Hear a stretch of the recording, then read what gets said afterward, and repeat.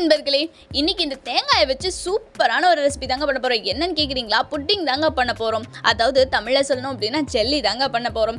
ஆக்சுவலாக கடைக்கு போனால் ஒரே ரவுடிங்க குட்டீஸ்லாம் எனக்கு ஜெல்லி வாங்கி கொடு அப்படின்னு சொல்லிட்டு சொன்னா வீட்லேயே பண்ணி கொடுக்குறேன் அப்படின்னு சொல்லி தான் ஜெல்லி பண்ணலாம் அப்படின்னு சொல்லிட்டு இன்னைக்கு ரெடி பண்ணியாச்சு. அதுக்கு நீங்கள் என்ன பண்ணுறீங்க அப்படின்னா ஒரு முழு தேங்காவை உடச்சி இந்த மாதிரி பீஸ் போட்டு எடுத்து வச்சுக்கோங்க. இதை அப்படியே வந்துட்டு பார்த்தீங்க அப்படின்னா மிக்சியில் நல்லா ஃபைன் பேஸ்ட்டாக அரைச்சிக்க போகிறோம். உங்களுக்கு எந்த அளவுக்கு தண்ணி வேணுமோ அந்த அளவுக்கு ஊற்றி நல்லா ஃபைன் பேஸ்ட்டாக அரைச்சிக்கோங்க. அது மட்டும் இல்லாமல் தேங்காய் பால் நல்லா கெட்டியாக இருந்தால் தான் நல்லா இருக்கும். ஸோ அதனால் கொஞ்சமாகவே தண்ணி ஊற்றி எனக்கு தேவைக்கேற்ப வந்துட்டு நான் தேங்காய் பாலை இந்த மாதிரி பிழிஞ்சு எடுத்துக்கிறேன். தேங்காய் பாலில் வந்துட்டு பார்த்திங்க அப்படின்னா 4 ஸ்பூன் அளவுக்கு வந்துட்டு நான் கார்ன்ஃப்ளவர் சேர்த்துக்கிறேன்.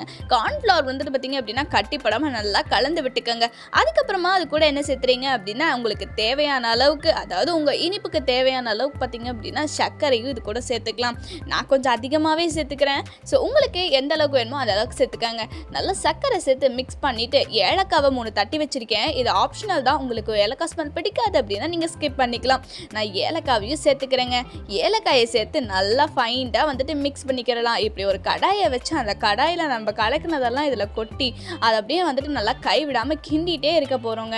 ஆக்சுவலாக கட்டிகள் விடாமல் அடிப்பிடிக்காமல் கைவிடாமல் கிண்டிகிட்டே இருந்தோம் அப்படின்னா ரொம்பவே நல்லாயிருக்கும். இது நல்லா திக்னஸாக இந்த பதத்துக்கு மாவு பதத்துக்கு வந்ததுக்கப்புறமா இதை வந்துட்டு ஒரு பவுலுக்கு ட்ரான்ஸ்ஃபர் பண்ணிடலாம். இந்த மாதிரி பவுலுக்கு ட்ரான்ஸ்ஃபர் பண்ணிவிட்டு அதை நல்லா செட் பண்ணி வச்சிடலாம். செட் பண்ணிவிட்டு மூடி இதை நம்ம ஃப்ரிட்ஜுக்குள்ளே ஒரு 2-3 மணி நேரம் நல்லா ஃப்ரீஸ் பண்ணிடலாம். ஃப்ரீஸ் பண்ணி எடுத்தோம் அப்படின்னா இங்கே பார்த்தீங்களா எவ்வளோ சூப்பரான தேங்காய் புட்டிங் ரெடி ஆயிடுச்சு.